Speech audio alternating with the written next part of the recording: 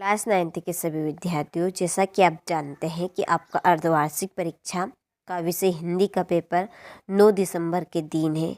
ठीक है, इसी बीच आप सभी के लिए मैं एक बेहतरीन सा सेट पेपर यहाँ पर लेकर आ गई हूँ। यदि आप सभी इस प्रश्न पत्र को एक बार अच्छे से कंप्लीट करके जाते हैं तो देखिए 50 से 60 नंबर आप आसानी से प्राप्त कर सकते हैं। तो आपको एक बार इस प्रश्न पत्र को अच्छे से कंप्लीट कर लेना है। चलिए वीडियो को स्टार्ट करते हैं। तो देखिए पहला प्रश्न है कि रसखान कहाँ जन्म लेना चाहते हैं। इसका आंसर रहेगा ब्रज भूमि में। दूसरा है कबीर के अनुसार ईश्वर कहाँ रहता है।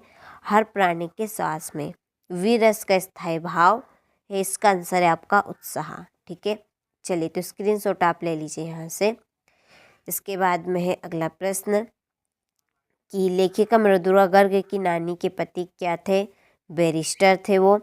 जगदीश में कौन सी संधि है। इसका आंसर आपका व्यंजन संधि रहेगा। रीढ़ की हड्डी एकांकी किस समस्या पर आधारित है। इसका आंसर आपका रहेगा विवाह समस्या पर। ठीक है, चलिए तो स्क्रीनशॉट आप ले लीजिए अच्छे से और कंप्लीट आप इन प्रश्नों को कर लीजिए। चलिए इसके बाद में है रिक्त स्थान की पूर्ति कीजिए। पहला है जिसके कारण स्थायी भाव जागृत हो वहाँ डेडेडेस कहलाता है आलंबन। दूसरा है पीपर पास सरिस मंडोला में डेडेडेस अलंकार है उपमा। तीसरा है हिंदी का प्रथम उपन्यास डेडेडेस को माना गया है। इसका आंसर है आपका परीक्षा गुरु।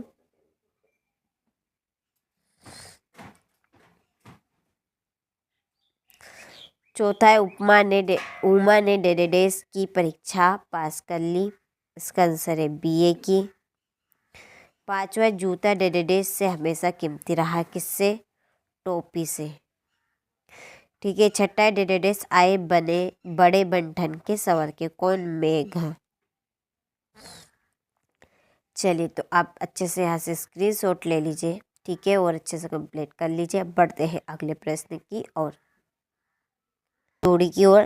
तो देखिए पहली जोड़ी है चारुचंद्र की चंचल किरणें। ठीक है, क्या है पहली जोड़ी। चारुचंद्र की चंचल किरणें। इसकी जोड़ी है अनुप्रास अलंकार। काव्य की आत्मा क्या है। रस है। सालिम अली। इसकी आपकी जोड़ी रहेगी वर्डवाचर। और टांडे क्या आएगी आपकी तिब्बत। श्री कृष्ण पीताम्बर। और आदान का आपका बनेगा प्रदान। ठीक है, चलिए तो जोड़ी हमने कंप्लीट कर ली है। स्क्रीनशॉट आप अच्छे से ले लीजिए। इसके बाद में है सत्य असत्य। ठीक है, तो देखिए पहला मेघ बंठन के आए हैं। हाँ, ये बात सत्य है। आपने पढ़ा होगा कौन बंठन कर आया है, तो मेघ बंठन कर आए हैं। सुमति अपने यशमानों में बहुत लोकप्रिय था, तो ये भी सत्य है। तीसरा एक काफी हाउस बंद हो गया था, तो इसका आंसर भी आपका सत्य रहेगा। सिंगार रस का स्थायी भाव हाथ से, तो ये असत्य बात है। सिंगार रस का स्थायी भाव क्या है, यदि आपने याद करा होगा तो क्या है, रति है। ठीक है, प्रत्यय शब्द के पहले जुड़ते हैं। यदि आपने प्रत्यय उपसर्ग में यदि अंतर पढ़ा होगा तो आपको पता होगा कि प्रत्यय कहाँ पे जुड़ते हैं। कहाँ पे जुड़ते हैं प्रत्यय, शब्द के पीछे। ठीक है, यहाँ पर आगे की बात हो रही है, तो ये बात आपकी गलत है। और छठा है लेखिका मृदुला गर्ग की माँ परंपरागत बहू के दायित्वों को निभा नहीं पाती थी, तो ये बात आपकी बिल्कुल सही है। ठीक है, चलिए तो स्क्रीनशॉट आप ले लीजिए यहाँ से। फिर एक वाक्य में उत्तर। तो देखिए पहला है ज्ञान मार्गी शाखा के प्रतिनिधि कवि कौन है। कबीरदास जी है।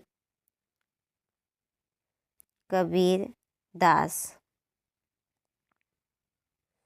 दूसरा है रिपोर्टाज किस भाषा का शब्द है, तो ये है फ्रेंच भाषा का। कौन सी, फ्रेंच। सदाचार का विलोम शब्द क्या है, दुराचार। इसमें आएगा दुराचार। और चौथा है ऊंचे कुल में जन्म लेकर क्या करना चाहिए? अच्छे कर्म करने चाहिए। ठीक है, अच्छे